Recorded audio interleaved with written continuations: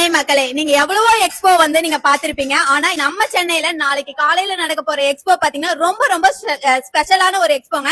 அது ஏன் ஸ்பெஷலுங்கிறது நம்ம அக்காவே சொல்லுவாங்க.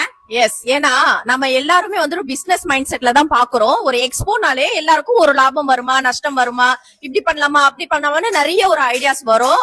எக்ஸ்போ பண்ணணும் அப்படின்னா அது ஸ்டால் வைக்கிறவங்களுக்கும் ஒரு யோசனை இருக்கும், பண்றவங்களுக்கும் யோசனை இருக்கும். பட் இந்த எக்ஸ்போ அந்த மாதிரி கிடையாது. இந்த லியோ பாப்பாக்கு மட்டும்தான் நான் வந்து இவ்ளோ எஃபர்ட் எடுக்கேன். என்னுடைய முகத்துக்காகவே இத்தனை பேர் வந்து கை கொடுக்கறாங்க. நான் ஒரு வார்த்தை தான் நான் கேட்டேன் சரண்யா, சத்யா கிட்ட, நீங்க எனக்கு வந்து ஹெல்ப் பண்ண முடியுமா, இது எனக்கு கிடையாது, இது லியோ பாப்பாக்காக மட்டும்தான் அப்படின்ட்டு. ஏன்னா ஃபர்ஸ்ட் வந்து சத்யா அவங்க ஃபர்ஸ்ட் எக்ஸ்போ அங்க நித்தி ஃபேஷன் அவங்க நடத்திருந்தாங்க இல்லையா தனியா, அப்போ வந்து அவங்க கிட்ட நான் பர்மிஷனே கேட்கல. அப்போ நான் கெஸ்டா போனேன். இந்த குழந்தைய கூட்டிட்டு வந்து நான் நிப்பாட்டி இந்த குழந்தைக்கு ஒரு ஹெல்ப் பண்ணணும் அப்படின்னு மெடிக்கல் ஹெல்ப் பண்ண, இவங்க உடனே ஏன் எதுக்கு என்கிட்ட ஒரு வார்த்தை கேட்கலையே, ஏன் பிளான் கூட பண்ணலையா அப்படின்னு எதுவுமே கேட்கல. சரிங்கக்கா கூப்பிடுங்க அப்படின்னு சொல்லிட்டு அங்க இருக்க சுத்தி இருக்கவங்க எல்லாருமே ஹெல்ப் பண்ணாங்க. ஃபேஷன் சத்யா கூட வந்து ஹெல்ப் பண்ணாங்க. அப்போ எனக்கு தோணுச்சு, சடனா ஒரு பிளான் நம்ம பண்ணும்போது ஒரு அமௌண்ட் சேர்ந்துச்சு. இவங்களுக்கு அது பெரிய அமௌண்ட் தான், பட் இருந்தாலும் அந்த இன்ஜெக்ஷனுக்கு அது ரொம்ப கம்மி. அப்போதான் நான் வந்து யோசனை பண்ணேன், நாம ஏன் எக்ஸ்போ நடத்தக்கூடாது, இந்த குழந்தைக்காக ஒரு எக்ஸ்போ. ஆனா பெரிய விஷயம் எக்ஸ்போ நடத்துறது, அது என்னால முடியுமான்னு தெரியல. பட் இவங்க எல்லாருமே என் கூட இருக்கிறதுனால இது முடியுது. கோல்டன் பெல் ஈவென்ட் மேனேஜ்மெண்ட் அவங்க தான் இதுக்கு வந்து பெரிய பிளாட்ஃபார்ம் கொடுத்தாங்க எனக்கு. இந்த குழந்தைக்கு கண்டிப்பா நான் ஹெல்ப் பண்ணணும்னு நினைச்சேன். அதுக்கு இவ்ளோ பேர் சப்போர்ட்க்கு வந்து நிக்கிறாங்க.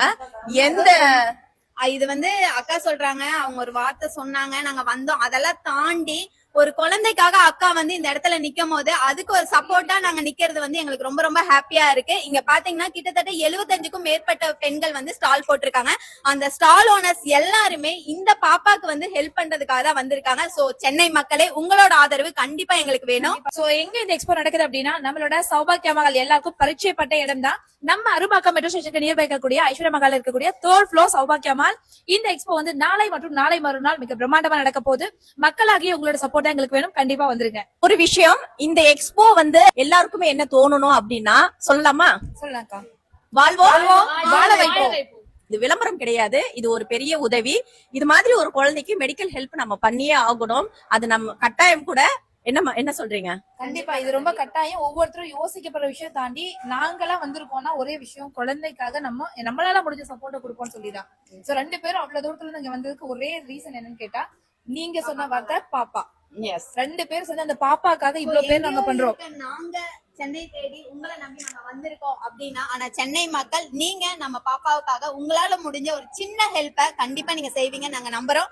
மறக்காம வந்துருங்க. சனி ஞாயிறு 2 நாள் நடக்க போகுது.